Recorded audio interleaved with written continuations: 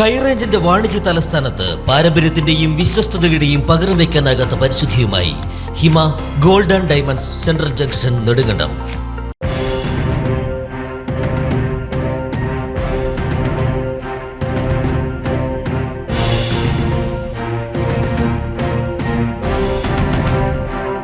സംസ്ഥാന സർക്കാരിന്റെ സിബി കല്ലിങ്കൽ സ്മാരക കർഷകോത്തമ അവാർഡ് കരസ്ഥമാക്കിയിരിക്കുകയാണ് സമ്മിശ്ര കൃഷിയിൽ വിപ്ലവം തീർക്കുന്ന രവീന്ദ്രൻ നായർ.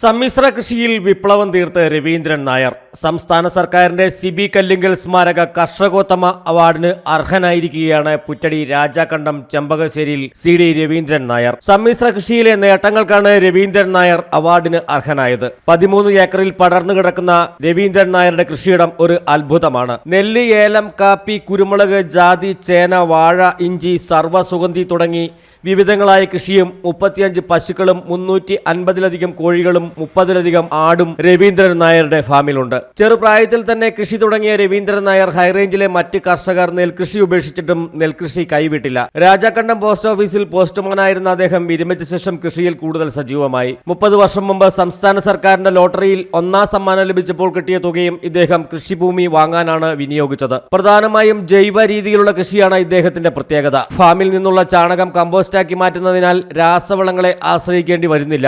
ഫാമിലേക്ക് വേണ്ട തീറ്റപ്പുല്ല് ഉൽപ്പാദിപ്പിക്കാനായി 5 ഏക്കർ സ്ഥലം പാട്ടത്തിനെടുത്ത് അവിടെ പുൽകൃഷി നടത്തുന്നുണ്ട്. വിഷമില്ലാത്ത ജൈവ ഏലക്ക ഉൽപ്പാദിപ്പിക്കുന്നതിനാൽ വിപണി വിലയിലും ഉയർന്ന വില നൽകി കയറ്റുമതി ഏജൻസികൾ ഏലക്ക വാങ്ങാറുണ്ട്. കൃഷിജോലികൾ സഹായിക്കാനായി 10 ജോലിക്കാരും ഫാമിലുണ്ട്. ഭാര്യ ശോഭയും MBA ബിരുദധാരിയായ മകൻ പ്രണവും കൃഷിയിൽ സഹായിക്കാൻ രവീന്ദ്രൻ നായർക്ക് സദാസമയവും ഒപ്പമുണ്ട്. ഒരു മനുഷ്യായുസ് മുഴുവൻ കൃഷിക്കായി കഷ്ടപ്പെട്ടതിന് കിട്ടിയ അംഗീകാരത്തിൽ സന്തോഷമുണ്ടെന്ന് രവീന്ദ്രൻ നായർ AM ന്യൂസ് നെറ്റ്വർക്കിനോട് പറഞ്ഞു. ചെറുപ്പം മുതലേ ഒരു കൃഷിക്കാരനായിരുന്നു. കൃഷി ചെയ്യാൻ താല്പര്യമുണ്ടായിരുന്നു. അതിനുശേഷം ഒരു 1980 പോസ്റ്റൽ ഡിപ്പാർട്ട്മെന്റിൽ ഒരു പോസ്റ്റ്മാനായിട്ട് ഇവിടെ ജോലി കിട്ടി. അത് തുടർന്നു കഴിഞ്ഞ വർഷമാണ് വിരമിച്ചത്. പിന്നെ 1993 കേരള ഗവൺമെന്റിന്റെ ഒരു ലോട്ടറി അടിക്കുകയുണ്ടായി. അത് കൊണ്ട് കുറെ കൃഷിഭൂമി വാങ്ങിക്കുകയും കൃഷി ആരംഭിക്കുകയും ചെയ്തു. പണ്ടമ്മയുടെ കൃഷിഭവനാണ് ഒരു സഹായമായിട്ട് വന്ന് മണ്ണ് പരിശോധിക്കുകയും ലോൺ കൊണ്ടുവന്ന് പറത്തി മരുന്നടിക്കുകയും മറ്റ് സഹായങ്ങൾ ചെയ്യുന്നുണ്ട്. അത് നെൽകൃഷി സബ്സിഡി കിട്ടുന്നുണ്ട്. അതുകൊണ്ട് എല്ലാ സഹായങ്ങളും അവർ ഭാഗത്തുനിന്നുണ്ട്.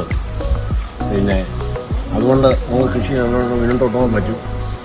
പിന്നെ കൃഷി ഞങ്ങൾ വിഭജിച്ചാണ് ചെയ്യുന്നത്. ഞാൻ ഈ കന്നുകാലിയുടെ ആടിൻ്റെയും കാര്യങ്ങളൊക്കെ ശ്രദ്ധിക്കുമ്പോൾ ഭാര്യ കോഴിയുടെയും പിന്നെ മോനെ കൃഷികാര്യങ്ങളും എല്ലാം ശ്രദ്ധിക്കുന്നു. അങ്ങനെ ചെയ്യുന്നതുകൊണ്ട് മുന്നോട്ട് പോകുന്നുണ്ട്.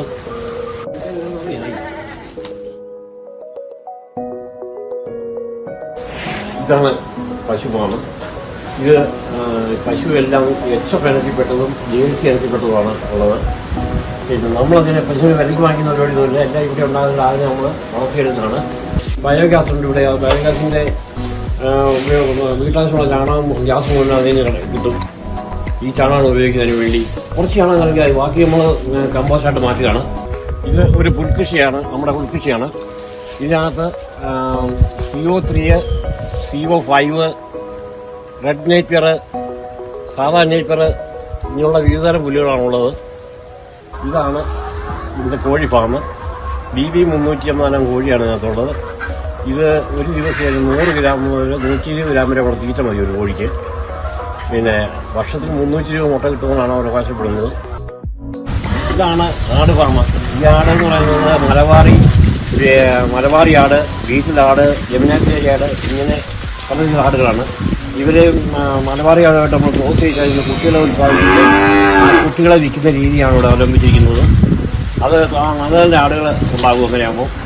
പിന്നെ 1995 എറണാകുളം മേഖലാ യൂണിയന്റെ വഴിയായി ഒരു അവാർഡ് ലഭിക്കുകയും ചെയ്തു. ഏറ്റവും കൂടുതൽ പാലളം തന്നെ മികച്ച കർഷകരോട്.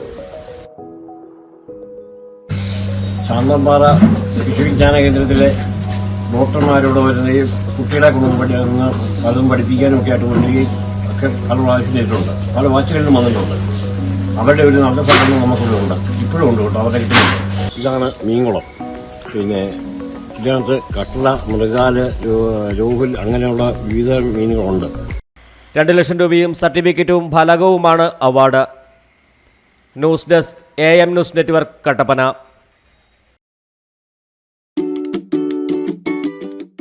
കുഞ്ഞിളം ചിരിക്കായി കുന്നോളം കരുതലേകാൻ ബേബി ഹഗ്. കുട്ടികൾക്ക് മാത്രമായുള്ള കുട്ടികളുടെ ലോകം ഇനി നെടുങ്കണ്ടത്തിന് സ്വന്തം. ബേബി ഹഗ്, കോടതി ജംഗ്ഷൻ, കിഴക്കേ കവല, നെടുങ്കണ്ടം.